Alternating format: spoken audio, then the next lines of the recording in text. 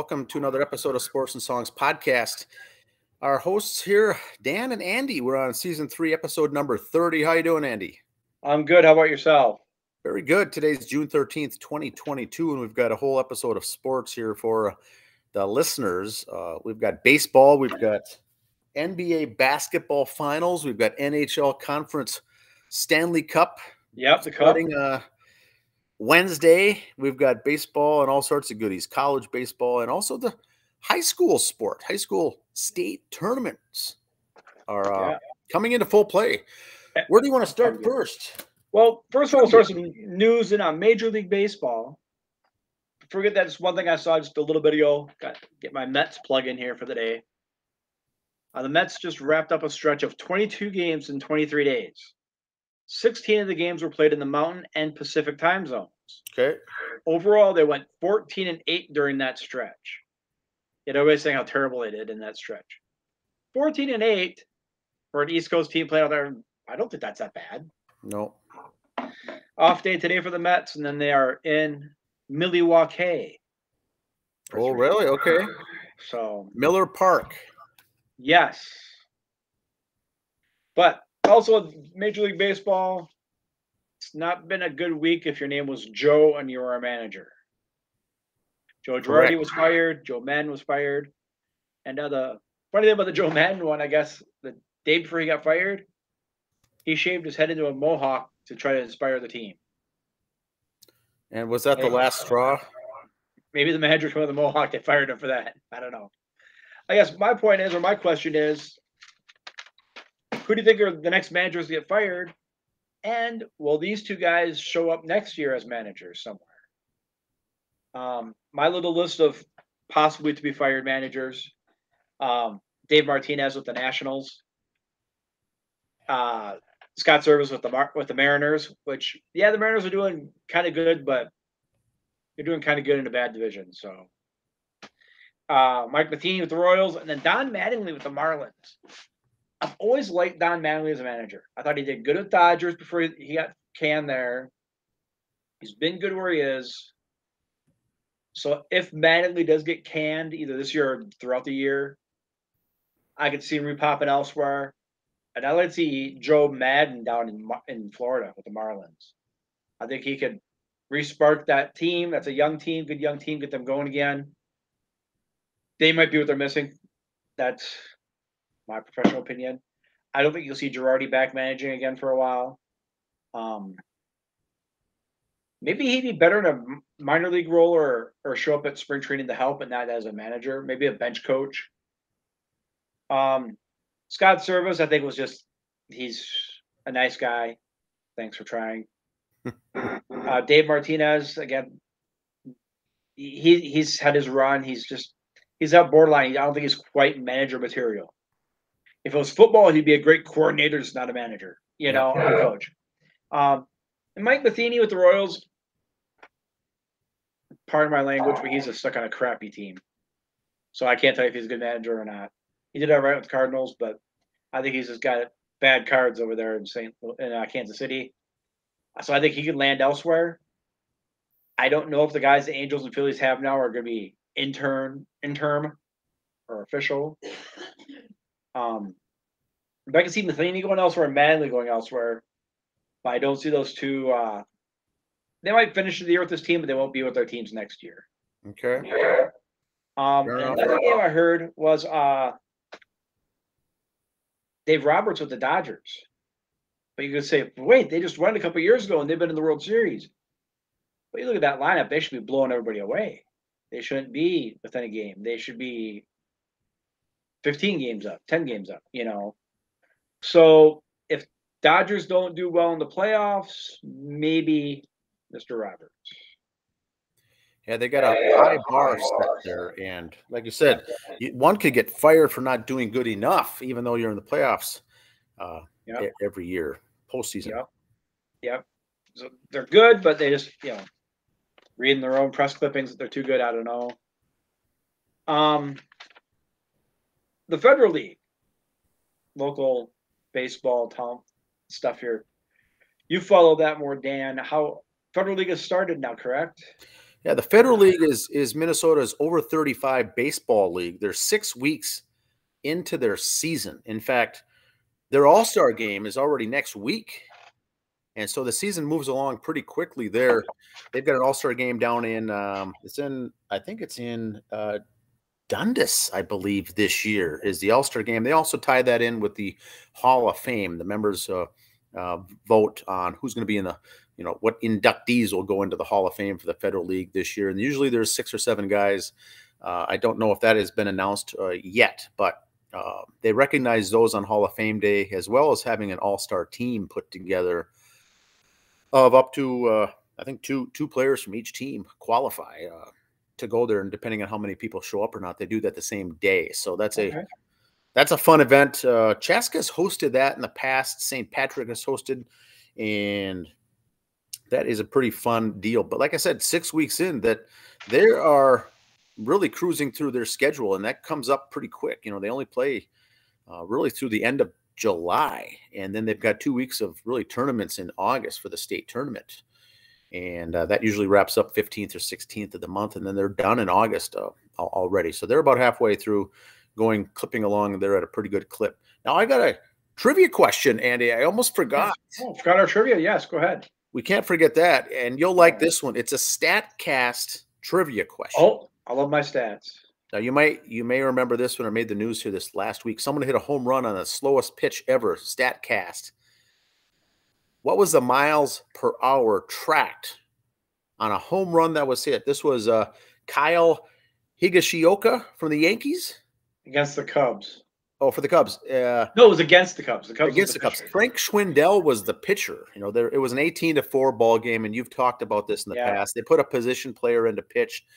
Schwindel's lobbing them in there. 35 miles an hour was his pitch on that one. Yes. Oh, that was going to be the trivia question, but now we'll move it. We'll make it the second. What is the second slowest pitch ever on StatCast that someone hit a home run? This week's was 35.1 miles an hour. Was the second also this year too, or no? I don't think it was this year. Okay. It was slow, but not that slow. So the question is, what was the miles per hour on the pitch, on the incoming pitch where the home run was hit, actually, when they started tracking this on StatCast? And usually, once again, these are position players who come in late in the game or a blowout. But the one this week was 35.1. I don't think I've even seen a pitch ever that slow, actually. I mean, not Ethan's pitch is faster than that, I think. Not the majors, but I mean at any level. That's right. And he threw a big rainbow, but and that's the part that bothers me. If they're trying to at least throw the ball, I'd be okay. Yeah. When they're softball or little league lobbing it in there, that's the part that. Well, they called it. It looked like a beer league softball home run. This is what it looked like. So we'll get back to the trivia at the end. But what was the second slowest pitch ever where someone hit a home run when StatCast was introduced? The slowest being 35.1 miles an hour. The lucky recipient was Frank Schwindel on that record books. We'll get to that. But, the Federal League is over 35 is going. The over 50 league started. They're 1 week into now to their season. They start late, play fewer games, but you have to be over 50 years old to play in that league. So they're well underway now for that. Town ball. We had town ball here in the Watertown last week. Fox 9. Yes. Could you give us a little review, Andy, what it was like there, what all the festivities they did? Well, first of all, intern Abby did do her job and got us a free hat. Compliments of State Farm. Ryan Gardner, State Farm, yes. Shameless plug there for them. It was a good time. Nice crowd out there. I just wish we had that crowd every week, not just for this. But Watertown did win. We did win. Not a blowout like most of our games this year. Plato put up a good fight. Watertown's had other games this year. We are now 7-0 on the season throughout the weekend, but it was a good time. Everybody had fun. The crowd had a good time. Channel 9 staff was there. They all had fun with everybody. They had their free ice cream. I did not hear if anyone threw up in the jump house, though, at the bounce house. We can't confirm nor deny. Right. So now the corn cob on a stick was very good. The sweet corn they had out there was very good. That was good. Yes, I got high ratings from our surveys that we took. And like you They said, handed out some trinkets there. We got all our free stuff. Watertown is 7-0. They have not given up 2 or more runs in any game. Yeah, they've not given up more than 1 run a game. They've not given up any more than 1 run per game yet, and they've won all their games. So not only are they winning with offense, they're winning with also defense and pitching besides, and that's what gets you places in the state tournament. So they're going to go places. You know, a lot of people said last year they took second, it was smoke and mirrors. They were second, third their division. They should have never made it that far, but they did. Oh well, like we talked about the rankings a couple weeks ago. One guy didn't even have them in the top 10 for preseason rankings. It's like, okay, I don't care if you were the worst team in the league and you made the finals. You should get a little love, at least be fifth in the preseason rankings, you know. Like most sports, we got everybody coming back, you know. A lot of these town ball teams do. You don't have a lot of turnover. So that's the nice thing. If you're a good one year, you're going to be good the next and the next. Because you can't really trade players. It is what it is. But it's a fun group out there. All the teams have fun, not just the local team here, but it's always fun to go watch those guys play because they're hustling. They're federal league, town ball, and the Crow River or whatever league you're in. They're all trying and having fun. The difference is when it's 10-0 or 8-0. Well, your pitchers are your other fielders. You don't have a 26-man squad. You have a 13 or 14-man squad. So I don't want you to hear us say we hate position players pitching and then go to a town ball game and watch a second baseman come in and pitch. That's different because, like I said, there's only like 14 guys on the team anyway. So yeah, there's less.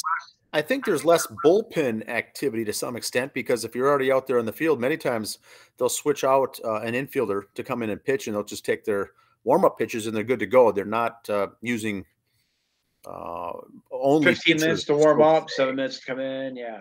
But there are a lot of pitchers on town ball teams that's all that they do. They will not. Right. You won't see a plate appearance. You won't even see them DH. They will never, hit the ball. So a lot of these teams that are deeper, they will only pitch. And some teams, when you're a pitcher and you're a starter and you're not scheduled to start that night, you don't even have to necessarily even show up to the game. You know you're not going to play anyway. So we get some of that as well. Now, a lot of those the pitchers are also still pitching in college too. Is that the reason they don't bat and stuff? They're still trying to advance their career. I think that could be the case. I know if you're playing Division I, D1 at college, they will restrict how often and what types of activities you do in the off season. And if you want to play amateur baseball, some coaches will say, no, we'd rather not have you do that. Now, Division II, Division III, it's a free for all. And a lot of times that's where you see your good pitchers come in at the town ball because they finish up their season. They got, the team played 45 games or something, 60 games already. And you were a reliever, a back end starter, and I can have at it. Now you can be a front end starter. You can be the ace of your rotation. And that gets to be interesting as well. But it's more Division II, Division III, Northwestern. Crown College just finished coming out of the World Series. They lost their 2 games when they went into the Division III national championship, but they had a great year. I think they went they were second place, 35, 36 wins. I think they had. And those are fun to watch because there's not really much restriction. You can come out and play. Now Luke Tupy from St. Cloud State threw 2 back-to-back no-hitters this year in Division II. He plays for New Prague. He plays for St. Patrick Irish. Yep. And so he's going to take some time off because he did have an workload basically working there for St. Cloud. But I think he's going to come back and takes a couple of weeks off here and start, in July and start. So he's going to be added to the rotation then. And so they're really going to be tough to beat on some of these teams. You will see him in the playoffs. If not on the Irish, someone will pick him up. Yeah, and then if you don't make the state tournament, you will be entered into the draft player pool, I should say. And pitchers is all they use now is 3 pitchers a team you can get, and it really helps round out your squad. And just as a wannabe athlete when I was a kid, maybe you can answer to this too. You're the 3rd string or number 3 starter on your Division II team or Division III team. Now you go to your town ball team. You're the ace, and you got to help them go through. That's going to help your mindset going into the next year that, hey, I'm better than my number 3 guy here. I should try to push to be a 1 or 2 starter because, yeah, it was only town ball, but I helped lead a team to a championship. That's going to help your mindset going back. Because it's so competitive here in the state of Minnesota that you can be even at a good college, good university pitching, and you're going to come in and face some good teams and some good batters here in these leagues, whether it's the Crow River Valley League, DRS League, or a state tournament at this level. You've got some tough guys to get out at the plate, so it's a challenge. And so you can go back now into the next season for college with I wouldn't say an inflated ego, but enough confidence. That's where take you over the hump. Some guys are just maybe used as relievers in college, and then they get inserted now where you don't get many innings in college. Now you became a stud starter for a town ball team, and you're able to go 7-8 innings, and it's nothing. Yep. So and that's what makes it fun too, is these guys are coming in and busting tail. That's what's fun. Yeah, it's fun. It's a fun time of year now with all the college being done except for the D1. Everyone now should be on those rosters if they're interested in playing in the summertime. They're going to be loading up. They're going to be seeing full-size rosters versus the end of April, beginning of May. You start seeing a lot of the backup players in these town ball teams getting their a couple starts here and there that they don't typically get. Then they go back into their reserve role when the season really kicks into gear when the college guys come back. Or you go back to always playing left field and not pitching so much or something. Yes, like that. You'll go back to your main role on that team, and then based on injury, or if someone gets the COVID or injured, hurt, whatever, then those things will always come up, and you want to have depth. But it's interesting. It's a fun time of year. Speaking of fun time of year, USFL is wrapping up its season. First priority, how's the fantasy team doing? Let's prioritize. Fantasy team, I got good news to report, Andy. Yeah. The semifinals, I won my fantasy league. The semifinals, I will be playing for the title. It's just an internet league I joined up for. There's maybe 3 or 4 of us that had good teams versus all 8 in the league.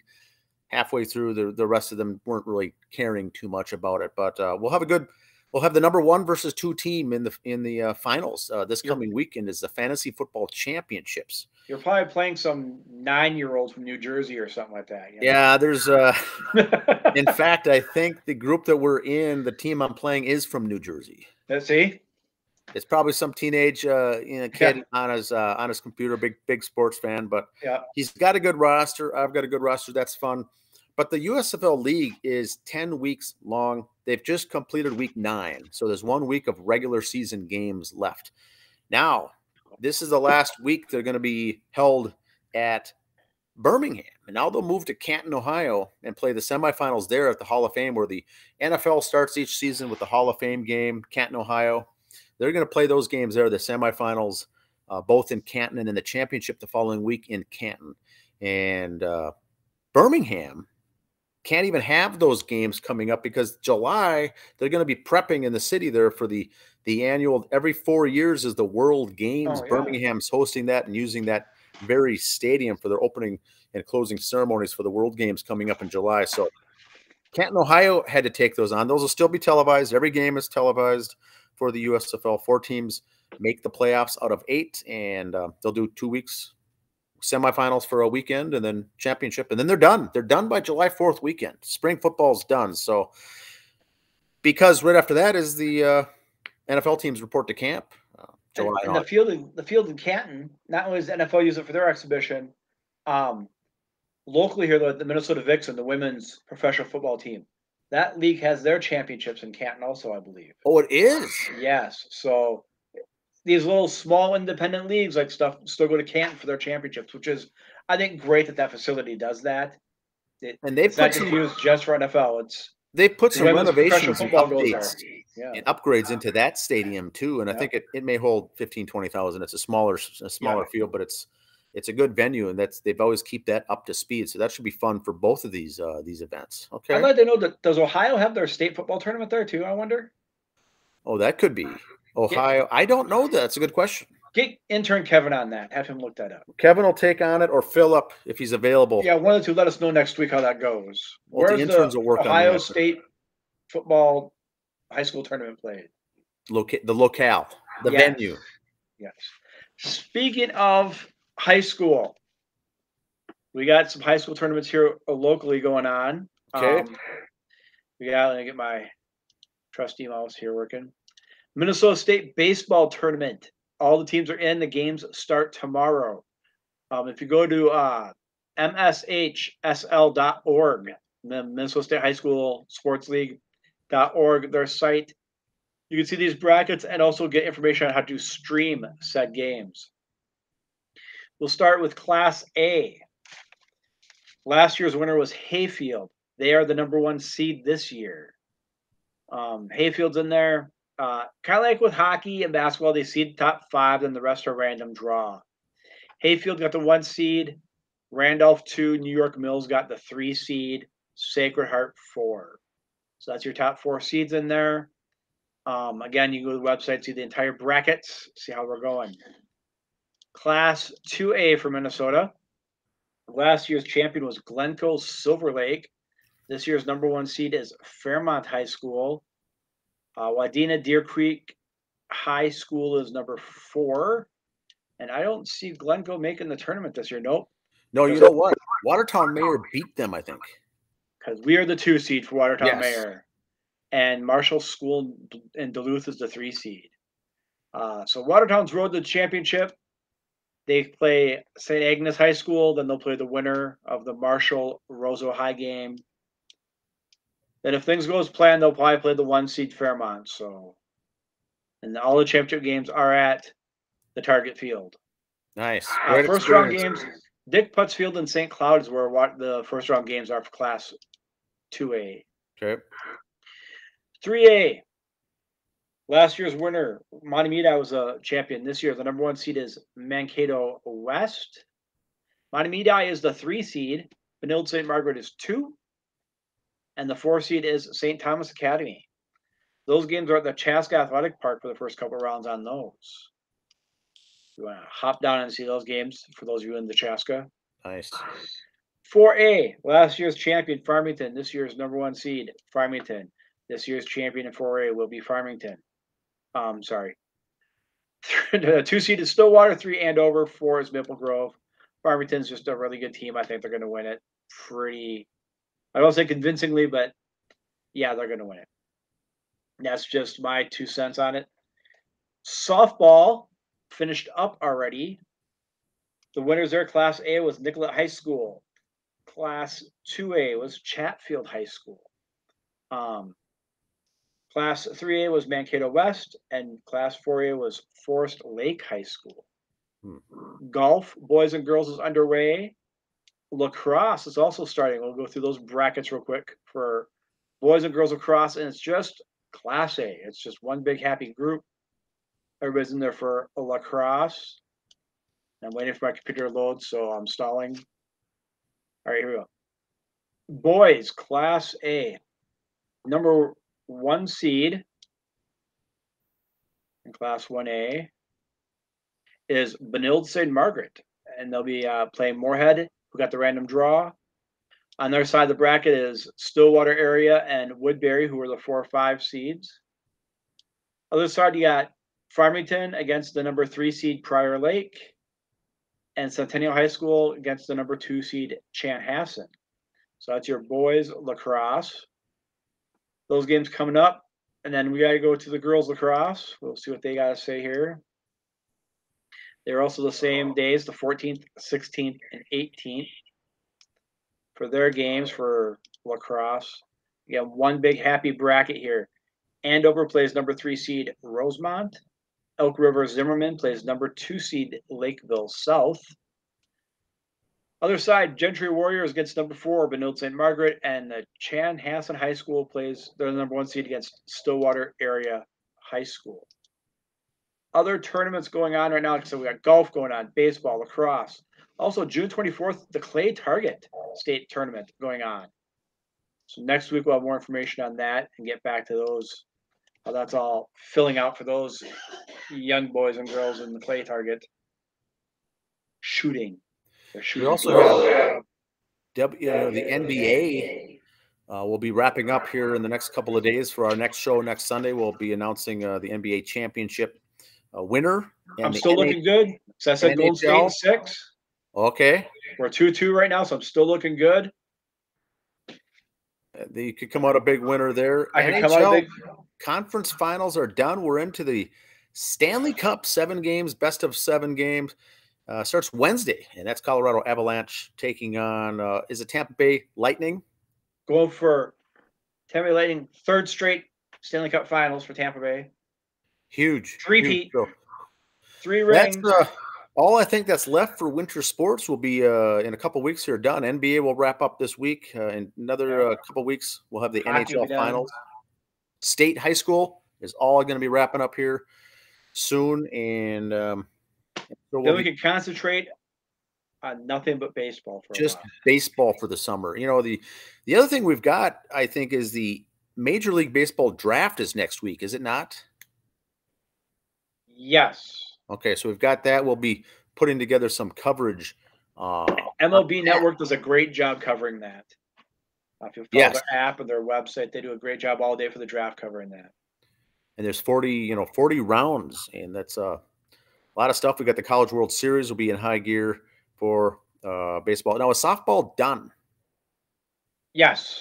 Okay, Oklahoma won. I believe it was Oklahoma as your softball girls. The Sooners. So. And the boys just got their brackets all filed up. Notre Dame surprisingly beating Tennessee. I was watching that series over the weekend. Wow. The only thing I didn't like about it, that 3rd game, because it's best of 3, Notre Dame had them shiny gold helmets on like they had the football team wears. Annoyed the snot out of me. I couldn't just really? Just those helmets just bother me. I don't know. They couldn't just it's the Lutheran in me. Mat. It's the Lutheran in me. I can't stand Notre Dame. You know? It's almost like it's not as bad as Maryland football jerseys, though, right? Jeez. Are there helmets with all the different stuff on it? Well, I'm still bitter at Notre Dame for taking Lou Holtz from us back in the 80s, okay? I still hold a grudge. I'm bitter. Exactly. Well, I got an answer to the trivia, Andy. Yes, trivia question now. You know, Frank Schwindel served up that 35-mile-an-hour rainbow loop for a home run. The second StatCast, second longest or fastest, slowest pitch. Let me rephrase that. Slowest pitch ever. 35 miles an hour is the first. Second slowest. Do you have an answer? Do you have a guess? I'm going to say 38.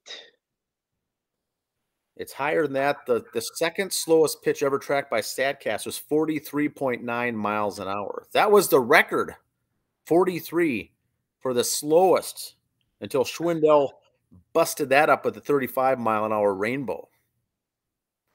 You know, it's now my old blind deaf cat Shadow runs faster than that when he runs through the house. Okay, that's awfully slow.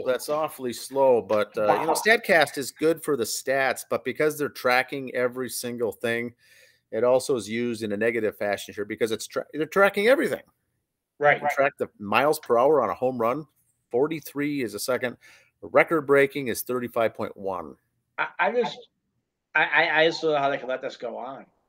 But these guys that come in and, like I said, beer league softball pitching them in there, you're just making a mockery of the game.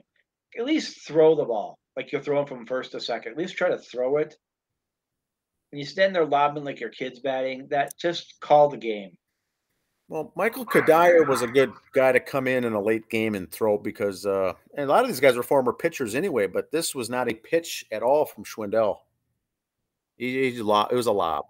Speaking of pitchers, Max Scherzer is coming back from his rehab a little faster than anticipated. And good Lord willing, Jacob deGrom will be making some more rehab work here. He's doing some more throwing, getting ready to throw from the mound. Just as a reminder, as I say this, as I live and breathe and cut me open, I bleed blue and orange Mets. You know that. Yes. I have no problem with deGrom not coming back next year. What kind of money he's going to want, I don't know. He came up. He was drafted. He came up as a shortstop. So I know we got Lindor there, but Jake wasn't a bad hitter when we used to have the pitchers batting. Do you see how well he could play second base? And he could be the guy for the Angels, Ohtani, be like him. Play second base, pitch every now and then. Then you can make $25 million a year. When you're going to pitch 8 games a year because you keep hurting your arm, you're not getting $25 million a year. That's an interesting scenario. Why not have him play the infield and then use him more in relief, a few innings here and there, or every other time in the rotation or something to come back. But you're still throwing second base. You're still getting a little arm work in. Yes, I know it's different mechanics, but throwing is throwing for getting your arm work in. I would assume. That's just again. Lots of rip. Also, the Mets played the Angels this last weekend. Noah Syndergaard on his Twitter, good follow on Twitter. He kind of wailed on the Mets for their no hitter, how it was a 5-man thing, and he showed off how their team did it with one pitcher. Well, Noah skipped his start this time and didn't pitch against the Mets this weekend. So a lot of Mets fans are jumping down Mr. Thor there, but I'm not making excuses for my boy. I like to make excuses though for guys who are 6'4" and built like that. I'm gonna make excuses, but he's coming off Tommy John from last year. Yeah, he's had a couple of rough outings. He's had some good outings. I don't know the example. Arm tiredness. Was it he just didn't want to pitch because he thinks he'd not get to the first inning? I don't know. So he pulled himself and didn't play in a start or didn't pitch in his rotations for a start. Who cares? This is the same league right now that has a guy pitching 35 miles an hour lobbing him in. So I guess that's how I kind of get over it. Well, the Twins have some questions at pitching, and they're getting by. They're still in first place with a good win-loss record. They're hanging in there with guys out, injured, COVID. The good thing is this week now we should be able to get Joe Ryan back. Bailey Ober should be back in 7, I think within a week as well. And so we had to use some of these spot guys to get us up and over the hump. But all this time we were playing AL East teams. And held their own against Toronto and Tampa. Held their own. I mean, the Yankees are still the Yankees. The Yankees are in the Twins' head. I don't know what it is. Just something about the Yankees coming to town, and the Yankees took 2 out of 3 here in the one game the Twins won. It was like top story on the news that night. Twins beat Yankees. So relax, everybody. It's one game. It's a long season, but it's good to see these guys holding their own. They're in first place. 100 games left. We're over the 62 games now. We're down to less than 100 games remaining. And next thing you know, it's all going to be trade talk, all-star game. Next thing you know, it's going to be playoff push and wild card battles. I like to see the Twins try to get a pitcher or two. At least get a pitcher in the trade deadline. Then maybe in the offseason, whoever you trade for, re-sign him for next year and get another one. You can't do the smoke and mirrors pitcher thing anymore. We need to get a big name in here. We have to. That's all you got to do. That's how you start to right the ship. You showed you spent a little money on your shortstop for Carlos. Okay, that's a nice start. Let's add some pitching now to it. And I saw a stat. Oh, Buxton had 6 home runs in 7 games. Didn't it take like 3 weeks to get those 7 games in, though? So maybe. Yes, you're right. You got a lot of money in Buxton, but can you trade him for a big name pitcher? Not 7 days, but 7 games over like a 3-week period. 21 days or something. So I know we signed Buxton to a lot of money, but if everybody thinks he's that great, can you get a pitcher for him? Is someone going to take a chance on him? Who knows? Yeah. You got a lot of money tied up in him, which might prevent you from getting a good pitcher because you're paying Buxton $18 million for a long time, which was a mistake. I said it was a mistake before he got the word Byron signed on the contract. I'm just not a fan of his. He's a good player, don't get me wrong. He's not a $100 million player like he signed for, though. Unless that $100 million's over like 73 years. Nice. There, I said it. That's all I've got, I think, for the sports. Do you have anything else for high school, college? No, like I said, the college stuff has started up. We'll have more stuff on that midweek. Just keep watching our social media platforms. A couple 3 weeks ago on our blog page, Jason Inc. made up a Inkomania wrestling pay-per-view card. Okay. Tomorrow, him and I will go over the results on Twitter. So listen for that tomorrow afternoon. Going through the bracket. Go through his card there and see who won what for wrestling, what his dream matches, and then the dream I winners see. are. I see. So see how all that goes. And then also NASCAR is in full season. We haven't talked about that much this year. Daniel Suarez got his first win from Monterrey. He's from Monterrey, Mexico. So road course. Lots of different names changing of the guard in NASCAR. So if you try to watch it, and you used to watch it like 4 or 5 years ago, so changing of the guard, you're not going to recognize a lot of the names. So be patient, and they're still good guys. You just got to learn who's who now.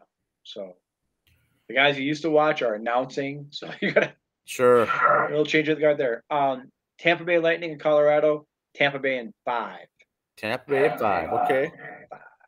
It all kicks off Wednesday this week, so that should be good. That's all I've got, I think. So all right. Have a good week, everyone. See ya. See ya.